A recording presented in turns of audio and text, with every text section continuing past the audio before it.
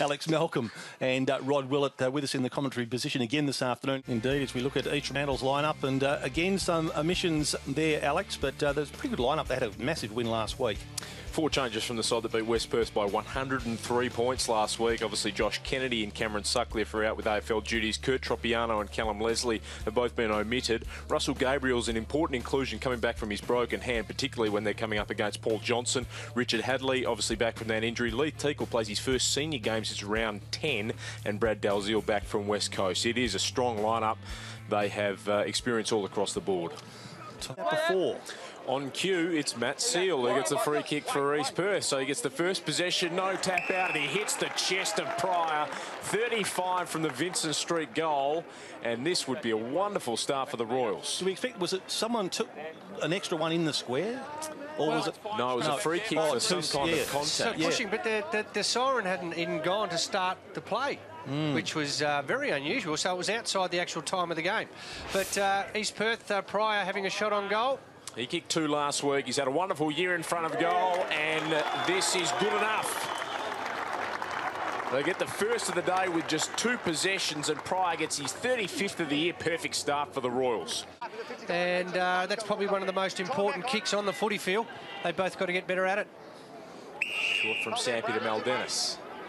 Ian Henson running second in the Rising Star Award in the budget. And that's a great kick from Maldenis to find Johnson, who had a shot on the run a moment ago, so we know he can carry the trip from here. It's just a question of accuracy.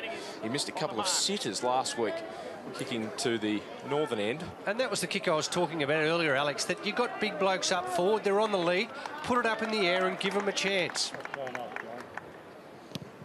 He's kicked 6 goals, 8 on the year. This is close, this is home. The Royals fans stand and applaud. And the man who'd be leading their BNF and might be a Sandover favourite has put them 3 goals clear. That one to Brock, I think. 2 behinds East Fremantle, 3-1 East Perth. 26 minutes gone into the first quarter. Could have been a lot worse. East Perth could have been another couple of goals in front, without a doubt. They haven't been held goalless in the opening term this year, the Sharks. Their worst return, 1-3 against Subiaco back in round 5. White, dangerous ball down the line. 2-on-1 here. Clever touch from McGough. And it allows Henson to swing it back in. Big fist from Anderson over the top. Dalziel front and square. Swings it across the body. There's a man on in the square. Perham takes the mark. He protected the drop really well as he sensed Wolf coming over the back. And he's marked right in the middle of the goal square and will surely register the Sharks' first goal of the day. Yeah, we've seen Perham a few times and we know he's good overhead. And he just positioned himself in the right area there to just get his hands on that one. Has come off and it is his right shoulder. Keep an eye on that. O'Brien, John deep in defence. Boyle just take the mark. Just popped over the top here. Dalziel finding plenty of space. He did have 10 possessions in that opening term. He's got an enormous tank. What can he do with it here? Not a lot of movement upfield for him. Just has to go back for Howlett. One-on-ones all in front of him. So trying to get the concertina effect as Howlett comes broadcast side. He's very unsure, so he just hangs up a floater. And fortuitously, it falls onto the chest of Schofield. And now they're out. Look at Hadley in an acre of space. Can he hit a target? Weller trying to provide for him. Anderson got over the shoulder, unfortunately. Just his right hand. Royals fans don't like it, but Anderson didn't argue with it. Well, you get 100 metres if you argue, Alex. So Weller will place it to the pocket. Can Dick get there? Just pitched short of him. The bounce might favour Brock O'Brien, although he fell to ground, and then Charters trapped it under him. A couple of former Peel teammates, and Charters has given away a free kick. I'd like to have a look at that one. It was quite... I think they both fell over. Well, Charters is saying he got the ball, but the umpire is saying you caught him high in the process of getting the ball, and so that is what the free kick is for. And Brock O'Brien. Sometimes they just give him away, I think, these days, boys. On his preferred left side here. Gives himself a little bit of room and steers it through. That's a fabulous finish from Brock O'Brien. Now he's bereft of options.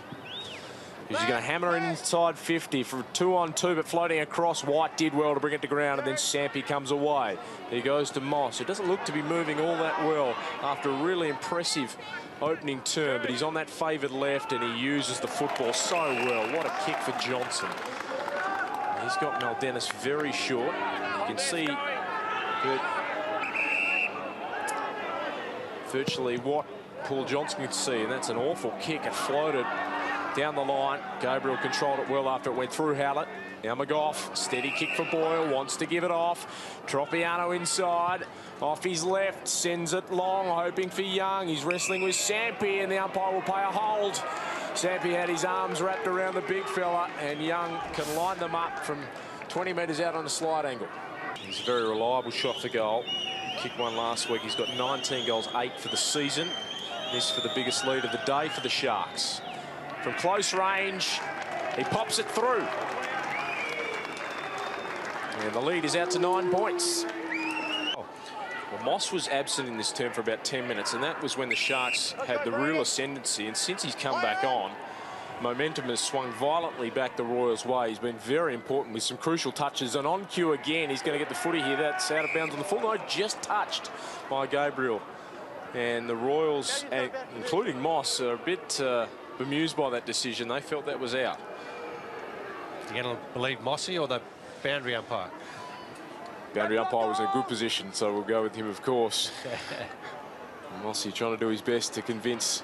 Anyway, well sharked by McGough. Tropiano, quick kick to the wing. Perham and Derricks. Derricks wearing him like a glove, and he beat him there cold. To Anderson, who's been good. He had his hand pass knocked down. It fell nicely, though, for Sweet. And then Payne, clever hands to Comma, who can go for Moss again in an acre of space on his favoured left side. Watch him swing it into the corridor here. He tried to pinpoint a target, didn't quite carry to Pryor. Well, that fell for Macaulay front and square, and he snaps a beauty. Macaulay kicks a rare goal, just his 6th of the year, his 58th in his 99th game today for East Perth, and he gives them a 7-point lead in the shadows of half-time. Well, dropping back in front of him a lot of the times is cutting off his lead and not enabling him to get the football. Brown a dot.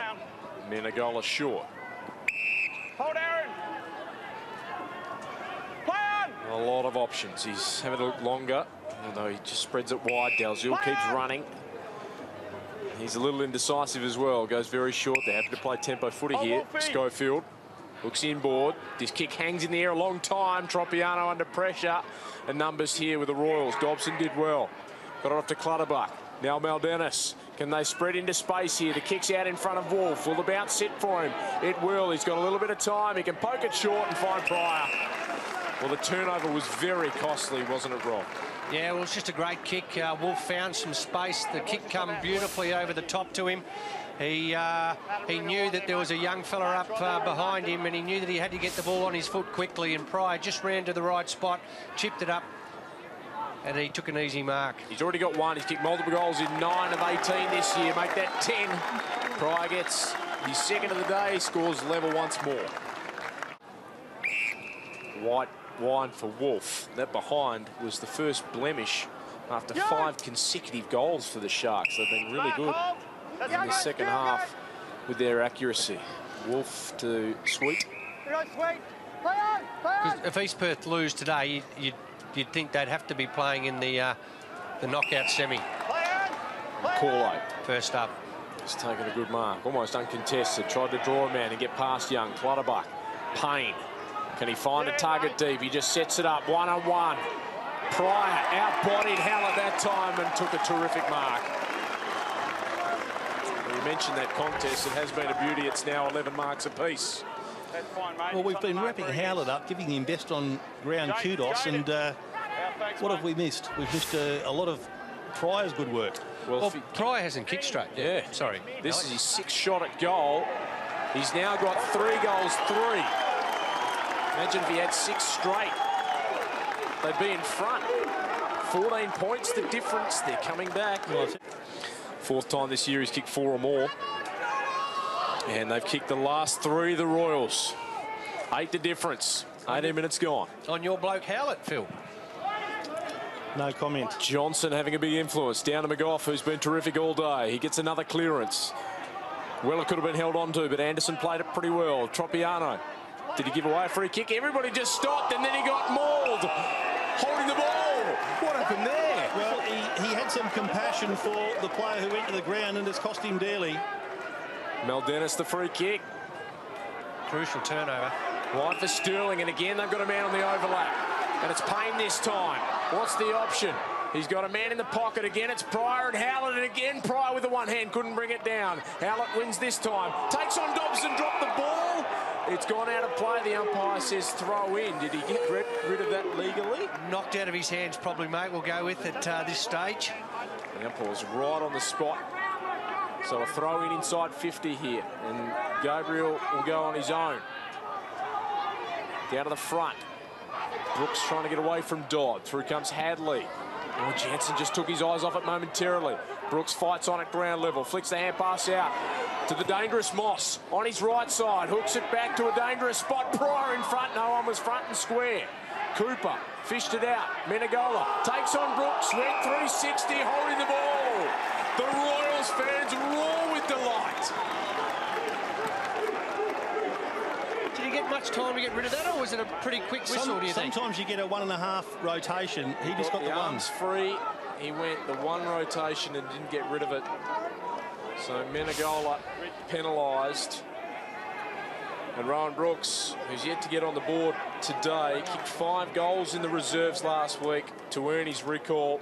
He's kicked just 2 goals in his only match this year. That was against Perth a couple of weeks ago. Just 5 in his career. This to cut the margin to just 2 points.